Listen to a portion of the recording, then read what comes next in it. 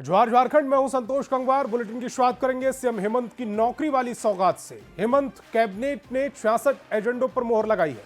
निःशुल्क बाल शिक्षा का अधिकार मंजूर किया है। अंतर्राष्ट्रीय प्रवासी श्रमिक सहायता कोष का गठन, पुनासी डैम के पुनर्निर्माण के लिए राशि, झारखंड राज्य ललित कला अकादमी का गठन, झारखंड कोचिंग सेंटर कानून को मंजूरी दी गई है। तो 66 प्रस्तावों पर यह मोहर लगी है, जिसमें निःशुल्क बाल शिक्षा का अधिकार मंजूर किया गया है। अंतर्राष्ट्रीय प्रवासी श्रमिक सहायता कोष का गठन, पुनासी डैम के पुनर्निर्माण की राशि, झारखंड राज्य ललित कला अकादमी का गठन, झारखंड कोचिंग सेंटर कानून को मंजूरी दी गई है।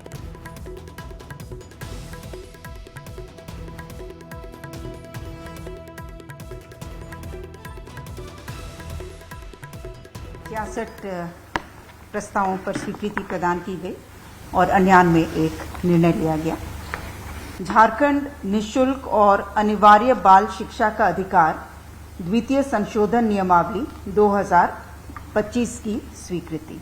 इसमें विद्यालयों द्वारा मान्यता प्राप्त करने हेतु जो आवेदन दिया जाता था, उसमें जो एप्लीकेशन फी, इंस्पेक्शन फी का प्रावधान था और साथ ही साथ एक सुरक्षा कोष का भी प्रावधान था, उसे विलोपित किया जा रहा है। और झारखंड में सीएम हेमंत सोरेन ने आज युवाओं को नियुक्ति पत्र बांटे। सीएम ने पीजीटी शिक्षकों, सहायक आचार्य और लैब सहायकों को भी नियुक्ति पत्र दिए हैं। साथ ही 12वीं टॉपर के छात्रों को भी लैपटॉप, स्कूटी और 3 लाख रुपए देकर सम्मानित किया।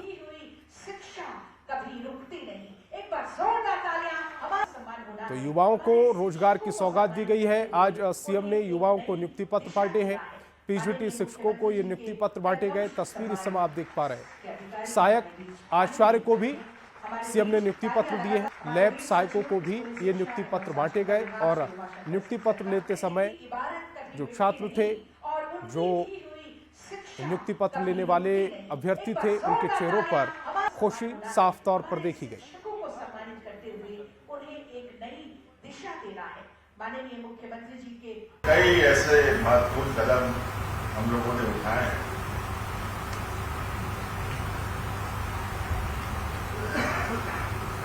और उसका परिणाम जो हमारे समक्ष आ रहा है, वो निश्चित रूप से हमें शिक्षा के क्षेत्र में काम करने के लिए और प्रेरित करता है। स्कूल टेलको जमशेदपुर की क्लास 12 में पढ़ती थी और वहाँ मैंने 99.5% जीता है और अभी मुझे बहुत खुशी हो रही है और आगे और पढ़ने के लिए मोटिवेट किया गया है, जो इतने सारे अवार्ड्स मिले उसकी वजह से। % मार्क्स आए थे। ऐसी सरकार की तरफ से क्या मिला है? मुझे अभी 3 लाख का चेक मिला और एक स्मार्टफोन और लैपटॉप मिला है। मेरी माँ भी एक शिक्षिका है, तो उन्होंने मेरा साथ कभी नहीं छोड़ा। वो मुझे गोदी में उठाकर स्कूल लेकर जाती थी। तब मेरे पास तो व्हीलचेयर भी नहीं था, हम उसे अफोर्ड नहीं कर सकते थे, लेकिन मेरी माँ, मेरी बहन लोग ने मुझे गोदी में उठा के पढ़ाया है और भगवान की कृपा से और उनके आशीर्वाद से मैं जो हूँ, मैं आज यहाँ हूँ आपके सामने। आज उसने मेरे शान को बढ़ाया है। सचमुच में बहुत बहुत खुश हूँ, बहुत ज्यादा। और इससे ज्यादा मैं क्या कहूँ कि इतनी अच्छी मेरी बेटी मिली मेरे को। मेरी और 2 बेटियां और हैं, वो भी बहुत अच्छी हैं। रांची से बड़ी खबर है। हाई कोर्ट में जेपीएससी में दायर याचिका पर सुनवाई हुई। 11वीं जेपीएससी याचिका पर यह सुनवाई की गई। राजेश प्रसाद समेत 53 अभ्यर्थियों ने याचिका दी थी। प्रक्रिया कोर्ट के अंतिम आदेश के बाद ये नियुक्ति मेरिट लिस्ट रद्द करने की मांग की गई थी। दोबारा आंसर सीट की जांच की भी मांग की गई। प्रार्थी की ओर से वकील अजीत कुमार ने यह पक्ष रखा। तो रांची से बड़ी खबर, जहां पर 11वीं जेपीएससी याचिका पर सुनवाई हुई। राजेश प्रसाद समेत 53 अभ्यर्थियों ने याचिका दी थी। प्रक्रिया कोर्ट के अंतिम आदेश के बाद यह नियुक्ति मेरिट लिस्ट रद्द करने की मांग की गई। दोबारा आंसर सीट की जांच की मांग की गई थी। प्रार्थी की ओर से वकील अजीत कुमार ने पक्ष रखा।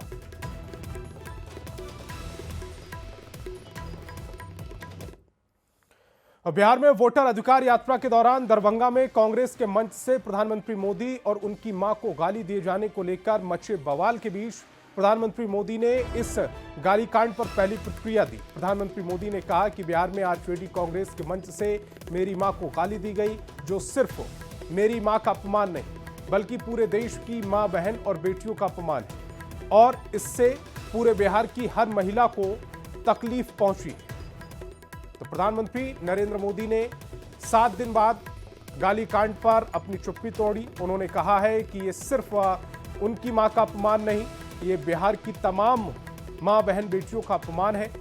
कांग्रेस के मंच से प्रधानमंत्री नरेंद्र मोदी की मां को गाली दी गई थी। 27 अगस्त को यह गालीकांड हुआ था और उसके बाद 7 दिन बाद प्रधानमंत्री नरेंद्र मोदी ने इस पर चुप्पी तोड़ी है।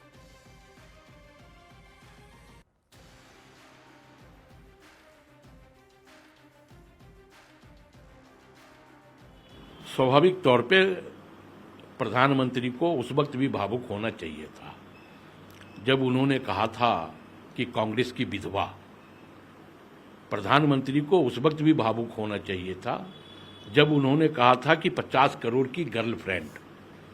और सबसे ज्यादा प्रधानमंत्री को उस वक्त भावुक होना चाहिए था जब 99 साल की अपनी मां को एटीएम की लाइन में खड़ा करवा करके प्रधानमंत्री जी फोटो शूट करवा रहे थे।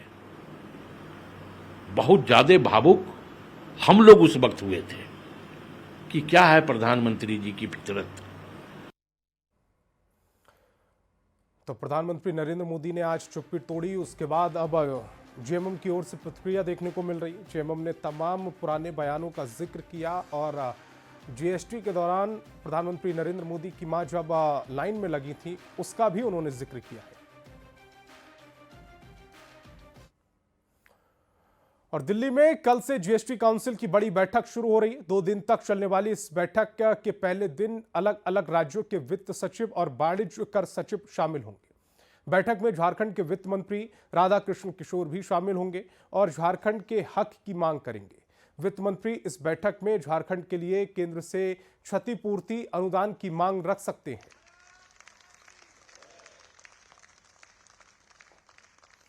तो 3-4 सितंबर को राज्यों के वित्त मंत्रियों की ये बैठक होगी। दिल्ली में कल से जीएसटी काउंसिल की बैठक होगी जिसमें झारखंड के जो वित्त मंत्री हैं वो उसमें शामिल होंगे और झारखंड के हक की मांग वो रख सकते हैं।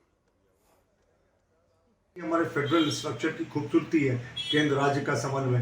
प्रधानमंत्री जी ने घोषणा की है कि बड़ी कटौती होगी साहब पर्व त्योहार के पहले जीएसटी में, तो उसको लेकर बहुत बड़े स्तर पर मंथन चल रहा है, राज्यों से पूछा जा रहा है। तो मुझे लगता है कि जो जीएसटी का रिफॉर्म्स है ये एक लैंडमार्क रिफॉर्म्स होगा और उसके बाद जो भी जीएसटी में विसंगतियां हैं या जो भी रहती हैं आरोप लगता है वो दूर हो जाएगी। स्वाभाविक तौर पे हम भी अपनी बात तो जीएसटी काउंसिल की बैठक में रखेंगे कि हमारा जीएसटी का पैसा जो है आज तक अभी तक रिलीज नहीं हुआ है, तो जीएसटी का पैसा हमारा रिलीज हो और जो गलत जीएसटी लागू किया गया है उसमें सुधार किया जाए।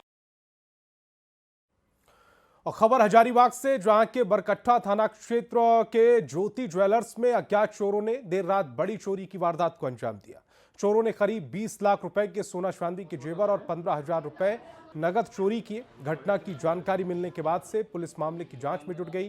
चोरी की पूरी घटना सीसीटीवी कैमरे में कैद हो गई। एसडीपीओ ने आरोपियों की पहचान कर उन्हें जल्द गिरफ्तार करने का भरोसा दिया। वहीं घटना के बाद व्यापारियों में दहशत का माहौल है और व्यापारी सुरक्षा व्यवस्था को मजबूत करने की मांग कर रहे हैं। 8 बजे दुकान बंद करते हैं। पहले जिस तरह हम बंद करते थे उसके बाद अपना हम लॉकर, अपना सेटर, ताला को हम देखते हुए और अपना कैमरा को ऑन करते हुए उसके बाद हम चल जाते हैं। उसके बाद जो ऐसे सुबह हमारा एक पता चला मकान मालिक से कि आपका सेटर का ताला और ग्रिल का ताला टूटा हुआ है। उसके बाद हम आके देखे तो मेरा लॉकर का भी ताला टूटा हुआ है, लॉकर भी तोड़ा गया, उसमें सारा संपत्ति है लाखों का ले गया। और गिरिडीह से बड़ी खबर है, कोयला लोड ट्रक में आग लग गई। बगोदर से बिहार जा रहा था ट्रक, संतरूपी के पास में अचानक से आग लगी जिससे हड़कंप मच गया। ड्राइवर ने ट्रक से कूदकर अपनी जान बचा ली। फायर ब्रिगेड ने आग पर काबू पाया है। आग लगी में ट्रक पूरी तरह से जलकर खाक हो गया है। बड़ी खबर आपकी टेलीविजन स्क्रीन पर। गिरिडीह से बड़ी खबर, जहां कोयला लोड ट्रक में आग लगी है।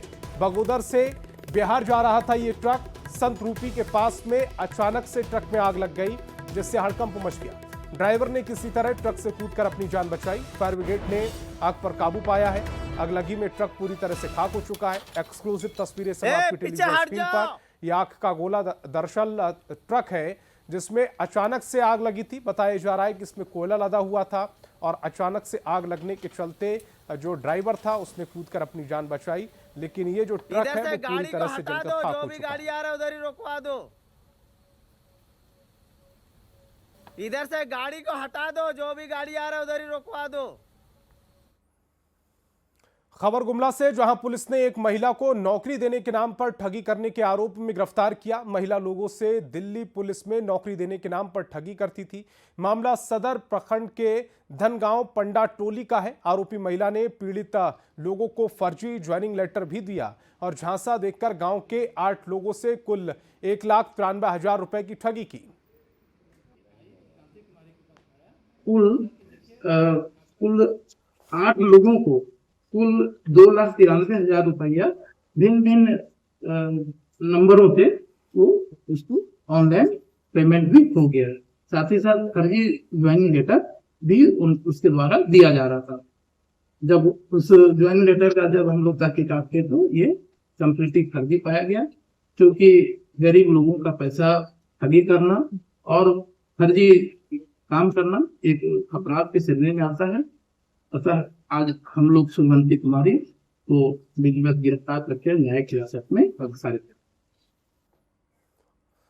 और जमशेदपुर से बड़ी खबर है, जहां के साक्षी थाना क्षेत्र में नगर निगम और जमशेदपुर चैम्बर के दुकानदारों के बीच में जमकर हंगामा हुआ है। JNAC के दुकानदारों का 3-3 हजार रुपए का फाइन काटा। जानकारी के मुताबिक दुकानदारों पर दुकान के बाहर सामान रखने का आरोप लगाकर ये कार्रवाई की गई। मामले की जानकारी मिलते ही जमशेदपुर के चैम्बर अधिकारी मौके पर पहुंचे और दुकानदारों के साथ मिलकर कार्रवाई का विरोध किया। जमशेदपुर चैम्बर ने फुटपाथ दुकानदारों को छोड़कर चैम्बर दुकानदारों पर हुई कार्रवाई का विरोध किया। मामला बढ़ता देख JNAC ने दुकानदारों का फाइन के पैसे वापस करे। आपको बता दें कि सोमवार को JNAC के कर्मियों ने साक्षी बाजार में दुकानदारों के जबरन फुटपाथ पर दुकानें लगाने का हवाला देते हुए जुर्माना वसूलना शुरू कर दिया, जिसके बाद व्यवसायी आक्रोशित हो उठे। एक साथ हैं, हर व्यापारी के साथ हम लोग खड़े रहेंगे। व्यापारी के साथ गलत होगा तो बोलेंगे। बहुत अच्छी पहल JNAC के द्वारा इन्होंने फैसला लिया कि हर एक दुकानदार का पैसा वापस होगा। कम से कम 40-50 हजार रुपया हम लोग दुकानदारों को वापस करवाने का काम किए हैं और आगे ट्रेड लाइसेंस कैंप लगाकर एक दुकानदार का ट्रेड लाइसेंस बनवाया जाएगा सिंहभूम चैम्बर के द्वारा। 2 से 3 दिनों के अंदर इसकी व्यवस्था बाजार के अंदर ही की जाएगी, जहां दुकानदारों का ट्रेड लाइसेंस बनाया जा सके। पूरी टीम सिंहभूम चैम्बर की बाजार के साथ खड़ी है, खड़ी थी, आगे भी हम लोग खड़े रहेंगे इनके साथ। और राहुल गांधी की वोट अधिकार यात्रा एक नाटक है। संथाल में सबसे ज्यादा घुसपैठ हुआ है। एक विशेष समुदाय की आबादी वहां बढ़ी है और आदिवासियों की घट रही है। इसीलिए झारखंड में SIR जरूरी है, ये कहना है पूर्व विधायक सीता सोरेन का। बीजेपी नेता सीता सोरेन ने न्यूज 18 से खास बातचीत में राहुल गांधी से इरफान अंसारी को उनके मंत्री पद से हटाने की मांग की। सीता सोरेन ने जामा से ही चुनाव लड़ने का भी ऐलान किया। सीता सोरेन से बात की संवाददाता संजय कुमार सिन्हा ने। अगर हम झारखंड मुद्दों की बात करें तो जिस तरीके से बिहार में राहुल गांधी की वोट अधिकार यात्रा हुई और समापन हुआ, तमाम इंडिया गठबंधन के नेता एकजुट हुए, क्या सोचते हैं इस पर? जी देखिए, इसमें जहाँ तक देखा जाए तो राहुल गांधी जी एक तरह से नाटक कर रहे हैं। अब ये चुनाव आयोग का मैटर है और राहुल गांधी तो कह रहे हैं कि वोट चोरी की जा रही है, सीधे वोट चोरी का आरोप लगा रहे हैं। देखिए, चुनाव आयोग का मैटर है और जिस तरह से देखा जाए, जहाँ तक हम अपने विधानसभा क्षेत्र संथाल परगना की बात कहें तो हम लोग हमेशा इस बात की आवाज़ उठाते रहते हैं कि किसी विशेष एक समुदाय की जो संख्या है, पॉपुलेशन बढ़ रही है और आदिवासियों का पॉपुलेशन घट रहा है। हम लोग हमेशा आवाज़ उठा रहे हैं। बांग्लादेशी घुसपैठी आ रहे हैं और आदिवासी समुदाय को, आदिवासियों की संस्कृति पर पूरे तरह से प्रभाव पड़ रहा है। तो इसको जांच होनी चाहिए। इसमें बताती है, एक बयान इरफान अंसारी का आया है कि जिस तरीके से बिहार में जो पार्टी कार्यालय, कांग्रेस कार्यालय पर जैसा हमला हुआ, अगर झारखंड में होता है तो बीजेपी कार्यालय को खंडहर में तब्दील कर देंगे। तो हम भारतीय जनता पार्टी के हम एक ये है सिपाही है, और जिस तरह से पार्टी कार्यालय के तोड़ फोड़ की बात कर रही है, और ये हमारा कार्यालय ही नहीं है, झारखंड में जितने भी कार्यालय है उस जगह पर पूजाएं होती है। भारत माता की जय जयकार की जाती है। अब हमारे मंदिर, वो मंदिर है, मंदिर के समान है, आप मंदिर को तोड़ने की बात करती हैं। आप हिटलर से ही छोड़ें, हम तो राहुल गांधी जी से अगर मिले तो कहेंगे इनकी जो मंत्री पद है उसी को ही छीन लिया जाए। हमको जामा सीट छोड़ना पड़ा एमएलए के लिए, विधायक लड़ने के लिए। अब तो हम जामा से ही लड़ेंगे, बिल्कुल। अब तैयारी बहुत जगह से है, लेकिन जामा को नहीं छोड़ सकते, वहीं से लड़ेंगे। कैमरामैन संजीत तिवारी के साथ संजय कुमार सिन्हा, न्यूज़ 18 कराची। खबर लोहरदगा से, जहां पूर्व सांसद और राज्य के स्वास्थ्य मंत्री इरफान अंसारी के पिता फुरकान अंसारी पहुंचे। फुरकान अंसारी ने इस दौरान इरफान अंसारी के बीजेपी कार्यालय तोड़ने वाले बयान पर उनका बचाव किया। उन्होंने कहा कि बीजेपी ने हमारे एक कार्यालय को तोड़ा, साथ ही फुरकान अंसारी ने निशिकांत पर कार्यालय तोड़ने और बर्बाद करने की बात कहने का आरोप लगाया। एक कार्यालय को इन लोगों ने तोड़ा देवघर में, और निशिकांत दुबे ने खुलेआम अपने स्पीच में बोला है कि मैं तुम्हारा कार्यालय बीच टावर के बगल में हम तोड़ के बर्बाद कर दिया, तुमको जो करना सो करके दिखा दो। तब इसने कहा कि हमें राहुल गांधी अगर निर्देश देंगे तो हम लोग वही काम करेंगे, छोड़ेंगे नहीं, हम डरते नहीं है बीजेपी से।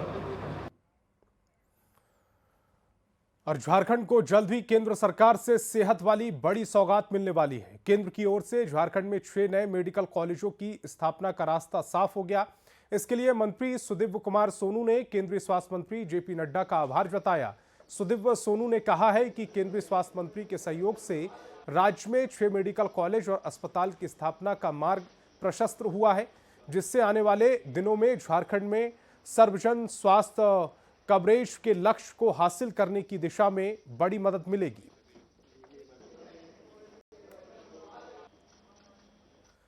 और लोहरदगा के कुडू में झुंड से बिछड़ा एक जंगली हाथी दलदल में भरे गड्ढे में फंस गया। कुछ लोगों ने घंटों की मशक्कत के बाद हाथी को बाहर निकाला। मौके पर वन विभाग की टीम भी मौजूद रही और बाद में झुंड से बिछड़ने वाले हाथी को उसके झुंड की ओर खदेड़ दिया गया। एक्सक्लूसिव तस्वीर इस समय आप देख पा रहे हैं। एक ये हाथी जो अपने झुंड से बिछड़ गया, वो एक दलदल में फंस गया।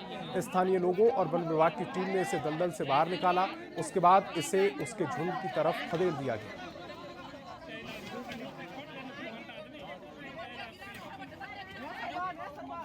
साइड हो ना भैया,